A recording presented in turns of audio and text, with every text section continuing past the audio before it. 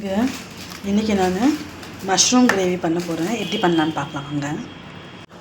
அதுக்கு ஒரு packet mushroom எடுத்திருக்கேன். மஷ்ரூமை பொறுத்தவரைக்கும் வாங்கின உடனே 1-2 நாளில் செஞ்சிடணுங்க. ஒரு வெங்காயம் கட் பண்ணி வச்சுருக்கேன், ஒரு தக்காளி, மீடியம் சைஸ் தக்காளி, கொஞ்சம் கொத்தமல்லி, இது இஞ்சி பூண்டு பேஸ்ட்டு வீட்டில் அரைச்சது, அப்புறம் மிளகாய்த்தூள், ஒரு பட்டை, ஒரு 2 லவங்கம், கொஞ்சம் சீரகம் எடுத்துருக்கேன். இந்த மஷ்ரூமை நல்லா நிறைய தண்ணி வச்சு பெரிய பாத்திரத்தில் தான் வாஷ் பண்ணணும், ஏன்னா மண் கொஞ்சம் இருக்கும். அதுக்கு 2 ஸ்பூன் எண்ணெய் எடுத்திருக்கேன் கடாயில்.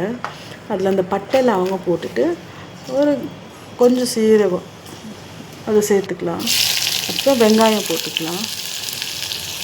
இந்த வெங்காயம் கொஞ்சம் நல்லா வதங்கிக்கிட்டோம். வெங்காயம் வதங்கினது நம்ம ஒரு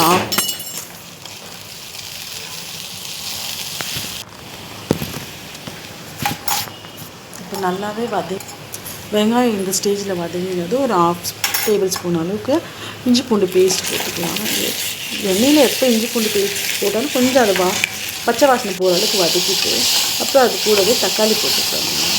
தக்காளி சேர்த்ததும் கொஞ்சமாக உப்பு, தக்காளி கூடவே நான் அந்த மொத்தம் மஷ்ரூமுக்கு தேவையான அளவுக்கு உப்பு போட்டுட்டேன்.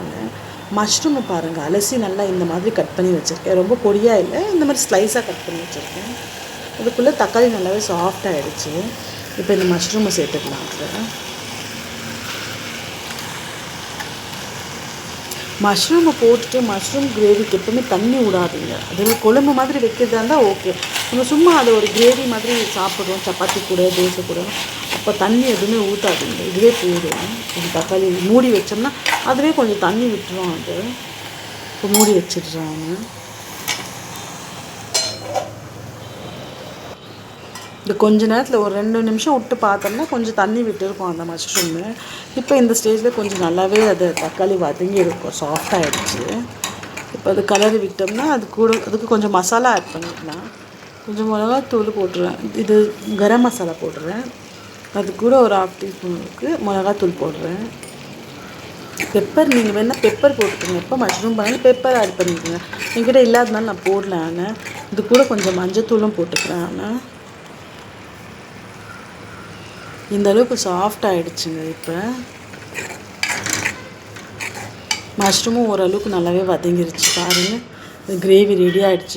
இப்போ இதில் கொஞ்சம் கொத்தமல்லி போட்டு அது போலுக்கு மாற்றிடலாம். இப்போ சரி வாங்க பாருங்கள், சிம்பிளாக மஷ்ரூம் கிரேவி நான் இப்படி தான் பண்ணுவேன்.